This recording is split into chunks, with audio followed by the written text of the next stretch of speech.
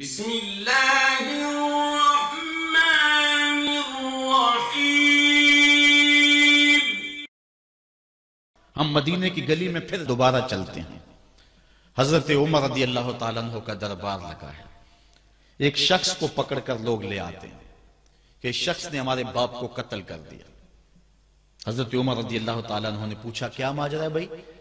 اس نے کہا جی واقعی میں ان کے باپ کا قاتل ہوں، لیکن میں نے قصداً قتل نہیں کیا۔ ہوا یہ کہ میں ایک مسافر ہوں، جا رہا تھا، راستے کے اندر سبز چراگاہ تھی، میرا اونٹ بھوکا تھا، اس چراگاہ میں داخل ہو گیا۔ اس کے بوڑھے باپ نے پتھر اٹھایا اور میرے اونٹ کو مارا، اس کی آنکھ نکل گئی۔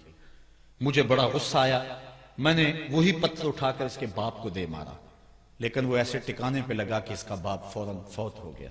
میرا قصد اور ارادہ نہیں تھا، لیکن بہرحال میں اس بات کا اقراری ہوں کہ میں نے اس کے باپ کو قتل کر دیا ہے۔ آپ جو حکم سنائیں میں اس کو قبول کروں گا، لیکن میں ایک مہلت مانگتا ہوں کہ میرے دوست، میرے بھائی کی کوئی رقم میرے ذمے ہے، میرے پاس اس نے امانت رکھی ہوئی ہے، اور وہ مجھے پتا ہے کہ میں نے کہاں چھپا کے رکھی ہوئی ہے۔ اگر آپ فیصلہ کر دیتے اور میری گردن کاٹ دی جاتی ہے تو وہ امانت جو میں نے رکھی ہوئی ہے سنبھال کر کے میرے علاوہ کوئی جانتا بھی نہیں ہے، تو وہ اس تک کون پہنچائے گا؟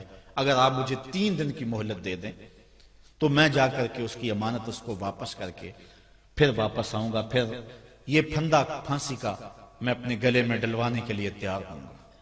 حضرت عمر رضی اللہ تعالیٰ عنہ نے فرمایا کہ کوئی شخص تیری ضمانت دے دے تو ہم تجھے چھٹی دینے کے لیے تیار ہیں۔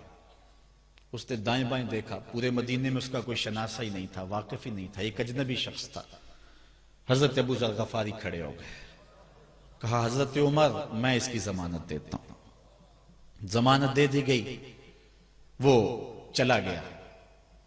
تیسرے دن وعدے کا جو وقت تھا، لوگ جمع ہو گئے، دربار لگ گئے، ابھی تک آنے والا نہیں آیا۔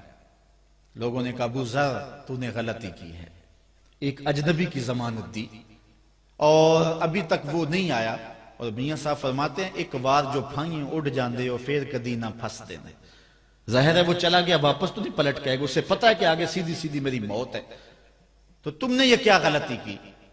خیر آپ نے فرمایا کہ اگر وہ نہ آیا تو یہ پھانسی کا پھندا میرے گلے میں ڈال لینا، لیکن بہرحال میں نے اس کی ضمانت دی۔ کچھ عرصہ بیتا کہ دور سے گرد و غبار اڑتا ہوا دکھائی دیا۔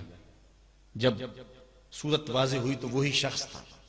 حضرت عمر فاروق رضی اللہ تعالیٰ عنہ کے دربار میں کھڑا ہو کہنے لگا حضرت کسی وجہ سے تاخیر سے پہنچا ہوں، معذرت چاہتا ہوں، اب جو حکم ہے پورا کیجیے۔ حضرت عمر رضی اللہ تعالیٰ عنہ اس کے پھانسی کے احکامات جاری کر چکے تھے۔ آپ نے فرمایا کہ ابو ذر یہ بتا کہ تو نے اس کی ضمانت کیسے دی جب تو اسے جانتا نہیں تھا؟ تو سنو حضرت ابو ذر غفاری نے کیا کہا۔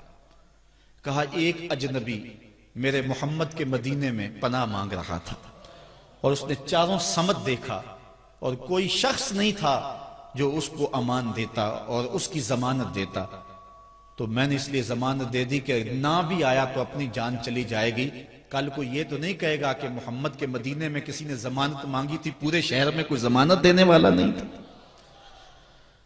اس کو کہا کہ انہوں نے تو ضمانت دے دی، میاں اب تو بتا کہ تو چلا گیا تھا، تجھے جانتا کوئی نہیں تھا، نہ پلٹ کے آتا تو تجھے کوئی پوچھنے والا نہیں تھا، تو تو نے یہ دوبارہ موت کے منہ میں کیوں اپنا سر رکھا ہے؟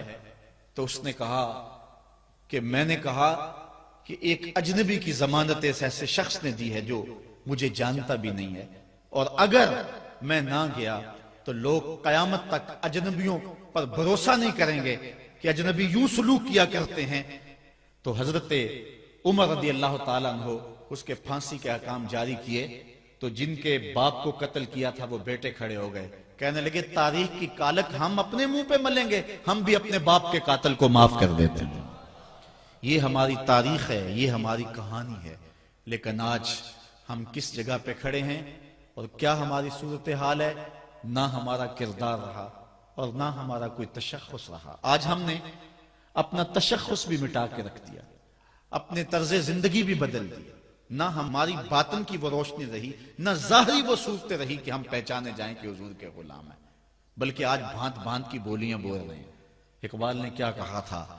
اپنی ملت پر قیاس اقوام مغرب سے نہ کر، خاص ہے ترکیب میں تجھے قوم رسول ہاشمی۔